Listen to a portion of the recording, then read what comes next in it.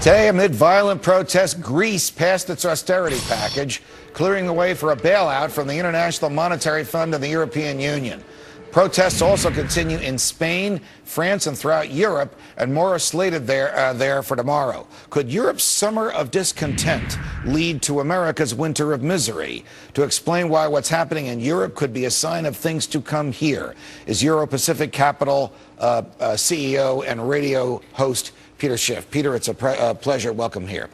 What was agreed upon in Greece today, and why was there more rioting after it was agreed upon? Well, what they're agreeing to is to accept the austerity measures that were basically, the IMF came up with, or the European Union, as in exchange to get more money to be able to. So Greece is in debt, and what are we doing? Well, they're going deeper into debt. So obviously this is not going to solve their problems. They're simply going to be able to borrow more money so they can keep making payments on the money they've already borrowed. Would you advise your clients to buy Greek debt? Would you buy Greek debt with your own investment? Well, I don't own Greek debt, but it seems like, if they're going to bail it out, then people are going to buy Greek debt who shouldn't be buying it. I mean, I don't want the Greek government borrowing any more money. I don't think the Greek citizens should. What we really need in Greece is a restructuring where it's the Greek creditors that absorb the loss. And the problem with the austerity is that there's no one in Greece who wins. If we had real austerity, where we had lower taxes to go along with less government, then there'd be some people in Greece who can be winners. They can say, hey, we're cutting government spending so I don't have to pay as much in taxes. But all the benefits are going to the French bankers or the German bankers. So why are the Greeks going to support it? Why should American dollars be used to bail out Greece? I mean, if that money's coming from the IMF, who puts the most money on that credit card. Yeah, China. Where do you think we got it? I mean, we're borrowing money, but, obviously we shouldn't be contributing to the IMF. We're broke. We shouldn't borrow money to give it to somebody else. But, we need to look at Greece very hard because Greece is America, but for maybe a few months. What do you mean Greece is America? Now, we're looking at these awful scenes where the police are actually beating protesters. The protesters are upset because they're going to be paid less money and less government benefits. How could that happen here? It's going to happen here. Look, what happened with Greece, when Greece joined the euro, interest rates in Greece plunged. Now, why did that happen? Well, before they were in the euro, Greece was in the drachma. Right. And so if you loan money to Greece, you were going to get paid back in drachma.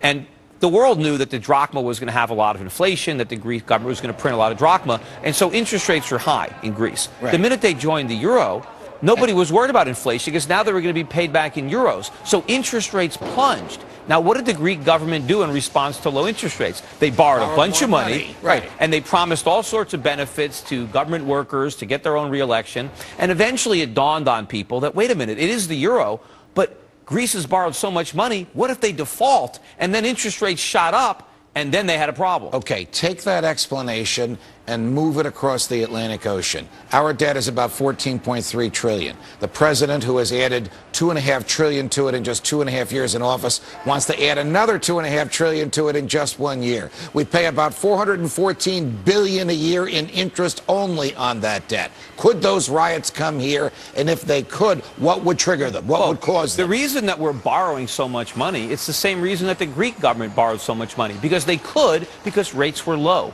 But rates aren't going to stay low forever. At some point, our creditors realize that we have simply borrowed more money than we can repay with legitimate purchasing power, and interest rates rise. And when interest rates rise, we're going to be in the same predicament as Greece, except there's no IMF bailout. There's no European bailout. We're going to either have to default or slash government spending dramatically. But either way, people are going to protest. People are going to riot. Make for me the argument as to why the debt ceiling should not go up. Well, the only way that we're going to ever face these problems is to take that credit card away. We need to go cold turkey on borrowing. Now, that doesn't mean that it's not going to be problematic, because all of a sudden the government is borrowing is borrowing 40 cents out of every dollar it spends. Right. So if we don't raise the debt ceiling, then there's going to have to be massive cuts in government spending. But that's a good thing.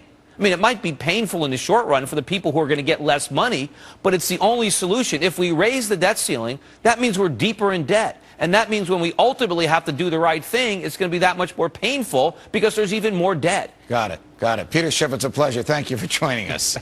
Home sales are up. Find out why that's dragging, believe it or not, the housing market down.